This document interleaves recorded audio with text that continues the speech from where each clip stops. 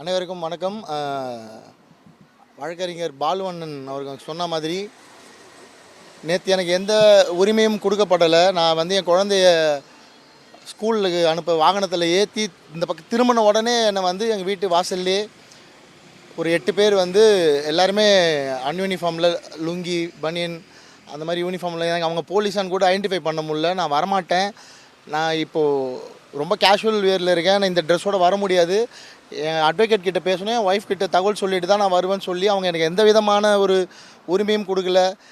பக்கத்தில் இருக்க ராயபுரம் காவல் நிலையத்துக்கு தான் கூப்பிட்டு போகிறேன்னு சொல்லி வலுக்கட்டாயமாக என்னை வாகனத்தில் தான் ஏற்றிட்டு போனாங்க.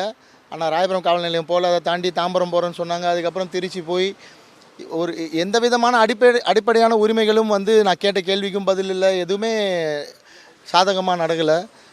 சரி என்ன தான் நடக்குது பார்க்கலான்னு 5 மணி வரைக்கும் எனக்கும் தெரியாது எங்கே இருக்காங்கன்னு, கூட்டு போகிறவங்களுக்கும் தெரியாது எங்கே கூட்டு போகிறாங்கன்னு. 5 மணிக்கு அப்புறம் தான் மருத்துவமனைக்கு கொண்டு போய் அதுக்கப்புறம் கோர்ட்டு கொண்டு போனாங்க. பாலுவண்ணனோட வழக்கறிஞர் குழு அங்கே கோர்ட்டில் ஆஜராகி நேற்று வந்து நீதித்துறை மூலயமா எனக்கு ஒரு நியாயத்தை வாங்கி கொடுத்தாங்க. நீதித்துறை மேலே மிகுந்த நம்பிக்கை உடையவன் நான், சமூகத்தின் மீது ரொம்ப அக்கறை உடையவன் நான் வந்து அதனால் இந்த விஷயம் நான் பேசினதுக்கு காரணமே திருப்பதியில் இப்படி ஒன்று நடந்துச்சு, அது ஒரு சிஎம்மே வெளியே சொன்னார், அந்த தைரியத்தில் தான் நான் பேசினேன்.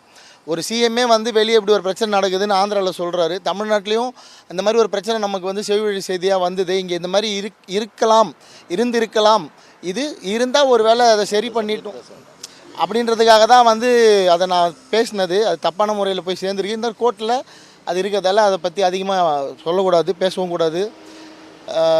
இந்த நிலைமையில் எனக்கு வந்து ரொம்ப ஆதரவாக நான் பேசினதை புரிஞ்சுக்கிட்டு எனக்கு வந்து ஆதரவாக கருத்து சொன்ன இனக்காவலர், எங்கள் குடும்பத்தோட தலைவர் மாதிரி ஐயா மருத்துவர் அவர்களுக்கு இந்த டைமில் நன்றி சொல்லிக்கிறேன். சின்னையாவுக்கும் மனமாற உளமாற நன்றி சொல்லிக்கிறேன்.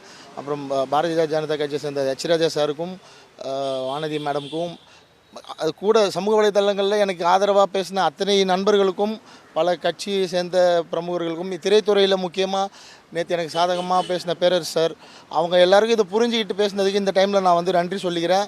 மேலும் திருச்சியில் என் கூட உறுதுணையாக இருந்த அத்தனை நண்பர்களுக்கும் வழக்கறிஞர்களுக்கும் நன்றி சொல்லிக்கிறேன். நிச்சயமாக இதை சட்ட ரீதியாக சந்தித்து நான் சொன்ன விஷயத்தில் இருக்க அந்த உண்மையான கருத்தை மக்களுக்கு கொண்டு போய் சேர்த்து அண்ணன் மூலயமா இதில் ஒரு நல்ல விஷயம் வந்து நடக்கும்னு நினைக்கிறேன்.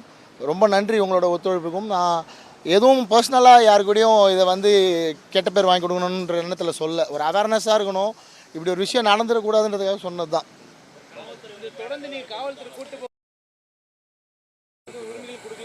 அதான் சார், இது கோர்ட்டில் இருக்கிறதால தான் நான் நேற்றும் பேசலை, இன்றைக்கும் இதை பற்றி பேச விரும்பலை. கரெக்டான நேரத்தில் நான் இன்னும் ரொம்ப அதான் சொன்னல சார், ரொம்ப டீட்டெயிலாக சொல்லியிருக்காங்க. நானும் பிகினிங்கில் சொன்னேன் இல்லையா, நமக்கு எதுக்காக அரெஸ்ட் பண்ணுறான்னு கூட சொல்லலை, அதுவே மிகப்பெரிய மனித உரிமை மீறல் தான். அதனால் அதான் அண்ணன் பார்த்துப்பாங்க, எதுவாக இருந்தாலும் அண்ணன் மூலியமாக தகவல் வரும், நிச்சயமாக நல்ல செய்தி வரும். நன்றி, உங்கள் ஆதரவுக்கு நன்றி. செய்திகளை உடனுக்குடன் தெரிந்து கொள்ள உடனே சப்ஸ்கிரைப் பண்ணுங்க.